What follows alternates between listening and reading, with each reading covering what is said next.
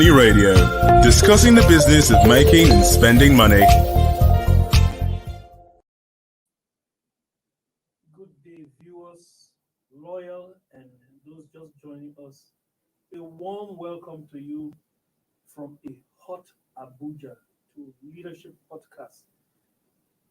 We're talking about an issue that has actually gripped many people today, this week. Fuel subsidy removal and 5,000 naira palliative. How feasible is that? What's the rationale? To discuss that in the studio with me today is Mr. Anthony Uko, who's our regular guest. You're welcome. Thank you. Yeah, and I'm your host, Case Hammond. Yes, Mr. We are actually discussing this hot issue. So many things have been said about it. What's your take? The federal government has, over the past years, take for example, fuel subsidy reduced last year because, in fact, at the time the federal government removed subsidy, hands-off subsidy because of COVID-19. But prior to that, say for example, 2019, fuel subsidy was 1.5 trillion. And previous years, over the previous 12 years, the federal government spent 10 trillion naira. So it was like less than a trillion or just above a trillion. But with this new policy that was announced earlier this week, the federal government intends to give 5,000 naira to Nigerians at the lowest rung of the lowest economic rung of society. And that is 5,000 naira to 40 million people, 40 million of the poorest. Of this 40 million, of course, if you are doing 5,000 naira to 40 million people, that is about 200 billion per month. Multiply that by 12 months, you have 2.4 trillion naira.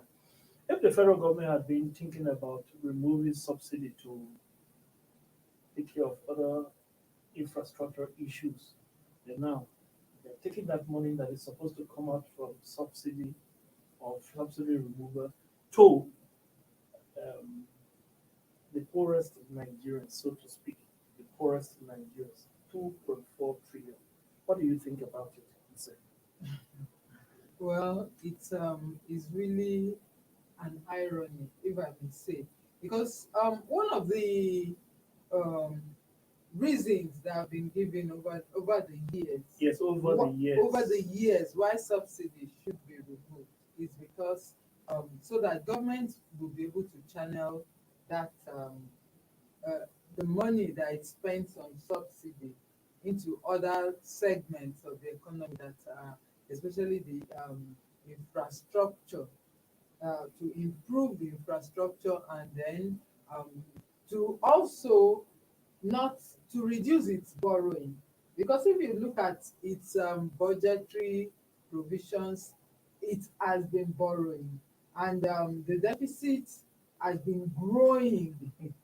The deficit has been growing. So, in essence, let's even say there has not been any year that it borrowed less than what it used to pay subsidy for that year. Yes. So, which means that year on year, what it has been spending, the government has been spending on subsidy has technically been maybe part of the funds that it borrowed. So that has been the rationale for wanting this subsidy removed. Of course, the effect, the impact on Nigerians was also taken into consideration, and that's why this has not. But right now, the federal government came up, okay, from next year, PIA has been signed already. Mm-hmm. So by reason of it's supposed to be a 12-month yes, by reason of the PIA being in place, subsidy shouldn't is no longer no longer legal. So the market has to be operated as it should. Yeah. Yeah. So with that, what I don't understand now is bringing in this palliative, and then giving room for another giving rise to another waste altogether. Let's face it from a more realistic point of view. It's true that Nigerians are actually going through some economic difficulties, no doubt about it. But that 5,000 naira is supposed to go to subsidy of transportation subsidy to for the poorest of that is the poorest in society, 40 million, and it's 40% of the population, by the way. Now, if that 5,000 is supposed to go to them to subsidize transportation, what are some of the things that increase the cost of transportation? Of course, we have bad roads. Bad roads, of course, the cost of fuel will contribute to that. But bad roads is one thing. Bad roads. And besides bad roads, you have the cost of, yes, bad roads is contributing to the cost of maintenance on motor vehicles. Yes. And the time it takes to travel from one place to another, of course, all of that increase the cost of transportation. All going back to bad roads. Now, if there is any money that is supposed to be realized out of the removal of subsidy, it's supposed to go to fixing those roads, fixing infrastructure. Another thing that costs Nigerians money is electricity. Many people, of course, it may not be the 40 million poorest, but you have some of the poorest people who operate their generators because of inadequacy of electricity. If you pump that money into funding or the electricity infrastructure, that would be better, especially since the country has 13,000 megawatts capacity, but because of transmission of that electricity, you can only have maybe 4 or 5,000. You know that better than me. But if you go about that, then we're supposed to use that money, which is supposed to be taken from subsidy removal, to those infrastructure. Those are, we can call them critical infrastructure. So why must this federal government pump money that is supposed to be used to fix the infrastructure into giving people who you can? Will it be difficult to determine? I kind of get the gesture. Yeah. They want to alleviate the impact of the removal of subsidy, Yeah. on Nigeria's poor, in quotes. Mm-hmm. But my concern here is, how are you going to determine who's the people that should get these monies? Will you Having at the back of our minds the death of database. There is no database. What will be the rationale? How that has been the question on the lips of everyone. Will you lay claim to that 5,000 naira? It won't even get to you. So it will not even get to you. But even at that, it begins to call the sincerity of government into question, because by the time you begin to consider the rationale they're going to use to distribute this money, it means that at the end of the day, the money either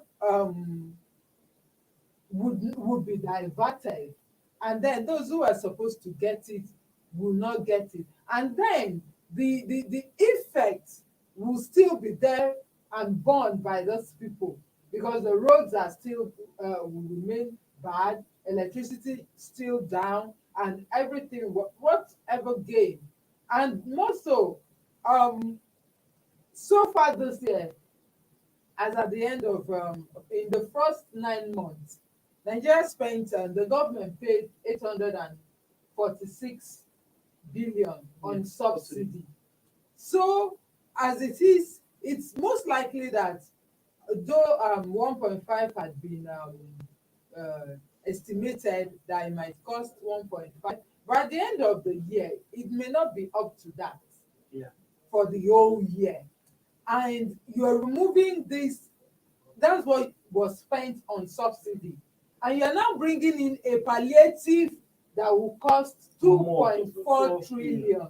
That is like double. That's Now, the almost only like way double. to get that kind So, of money may be to borrow.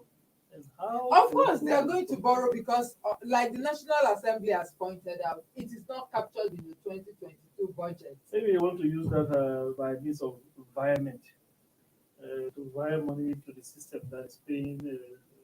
But you know, the reason why I have concern about this too. First of all, it has never been this high. The so-called subsidy has never, which we complain about, Yeah. has never reached 2 trillion. But we are talking about 2.4 trillion naira for people who are doing nothing. Mm. I'm not, forgive me, I'm not overlooking the sensibilities of people who find it difficult to make ends meet daily. Mhm.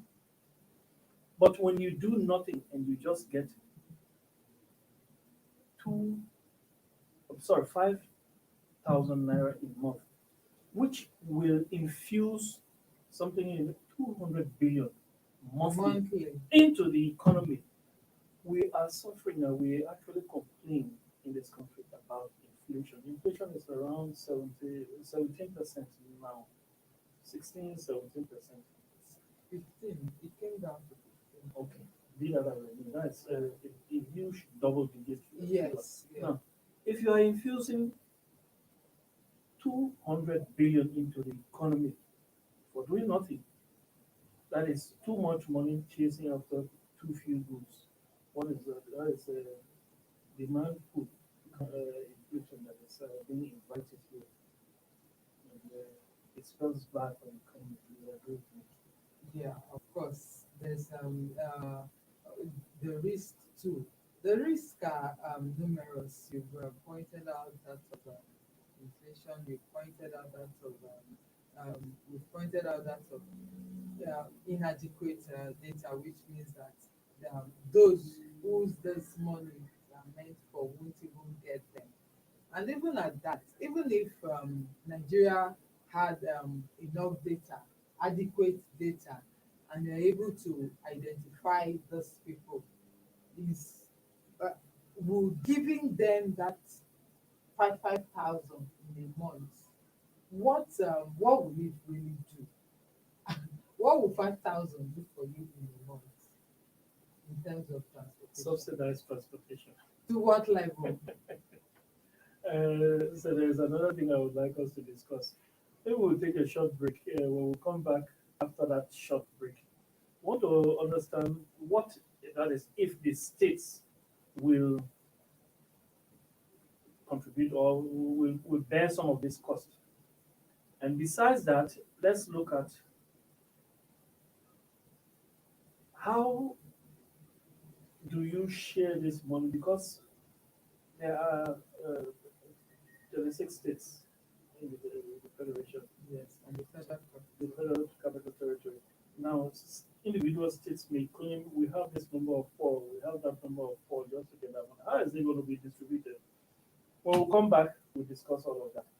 Stay with us.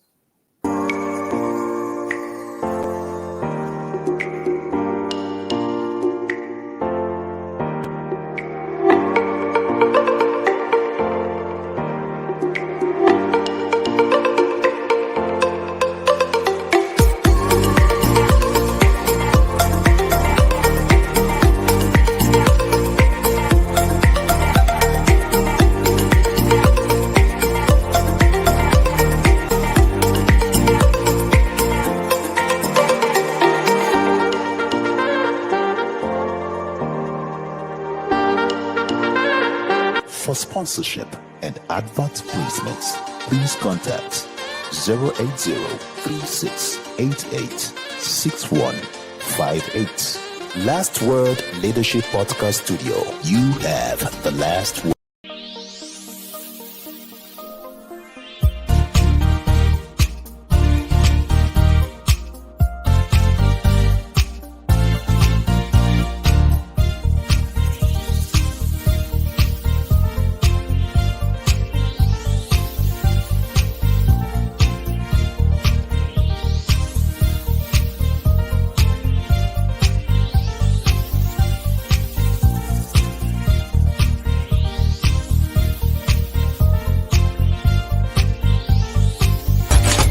Money Radio, discussing the business of making and spending money. Welcome back to Money Radio. You're on to the energy segment of Money Radio, and we're discussing an important issue today: fuel subsidy removal and 5,000 naira palliative. How feasible? So, thanks for being in the studio again. Because, yeah. So, just before we went on break, we were discussing how this is going to be possible. You talked about database. We don't have adequate database. Suppose individual states begin to complain. This state received so and so amount. That state received so and so amount. It's unfair. Don't you see that as a kind of Of course, this the issue the it's going to bring up a lot of issues. Though as we speak, the rationale how it's going to play out is still an unfolding issue. The Minister of Finance just announced that there is a palliative that government is planning. How it wants to go about distributing this palliative is yet to be made public. But if it is to go by the states, of course, they'll welcome it. They will want it. you know, I remember They will- I remember after during COVID-19, there were palliatives from the Yes. private sector, Mhm. especially, and those palliatives actually caused confusion. Confusion, yes. You remember Yes. when people started So, breaking into breaking warehouses? into warehouses because a lot of the state governments they collected the palliative, locked them up somewhere. Probably and because they didn't have the database on how to share on this. how to share it. Yes. So that at the end of the day, if it is shared state by state, maybe some states will just collect the money. So how do you And equitably share state by state? that is it, there are so many discrepancies that this issue will bring up. So I don't know, but of course it's like subsidy had brought up an avenue where a lot of people gained from the system. Yeah, that's true. That's Gained true. from the system. I hope this wouldn't be like another opportunity. Subsidy is being removed, but a higher amount. This is way bigger than what they got from subsidy. Yeah. And then, even though it's going to be for 1 year alone, but another avenue for money to be. And when do you For some stop it? people Who to knows be when to stop it? engaged. When do you stop it? You may say 1 year, but that 1 year, if it is actually going to be palliative as it's supposed to be, then how do you remove the palliative? And look, the thing is to create jobs for people to do, to give them living wages, not for people to have free 5,000 naira. One thing I noticed about this society, Nigerian society, Nigerians are very resilient people. Very resilient. You can't take that away from Nigerians. Nigerians are resilient. This fuel we're talking about, this subsidy removal, Mhm. it has been graduating. Yes. And whenever there has been any announcement to reduce or remove subsidy, it has always caused some fracas between the Yes. civil society and government. And I remember during the days of the former labor union chairman Adams Oshomole, where labor would lock this conflict down, and Oshomole would be like a king. All of those things. We remember all those Mhm. years. But in fact, let me just say this: at around 1998, 1990, we were buying 5 liters for 150 naira. 5 liters of fuel for 100. That was the black market. No, it was the black market. Black market 550. No, 5 liters for 150 naira.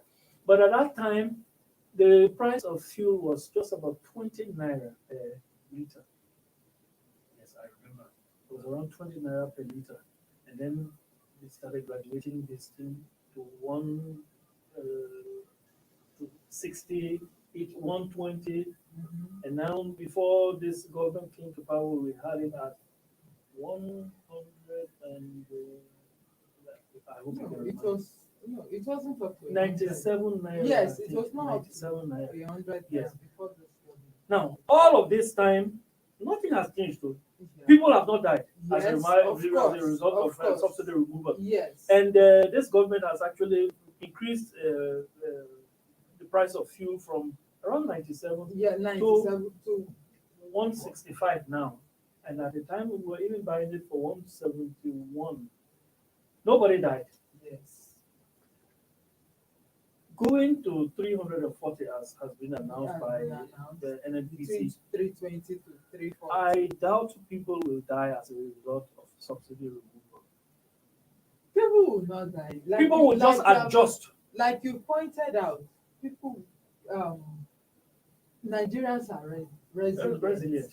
And it will just involve making a few adjustments here and Yes, that's all. there. And then everyone adapts. So this is palliative. You know, It's- as we studied in economics, that issue of elasticity, consumption elasticity of consumption or something like that.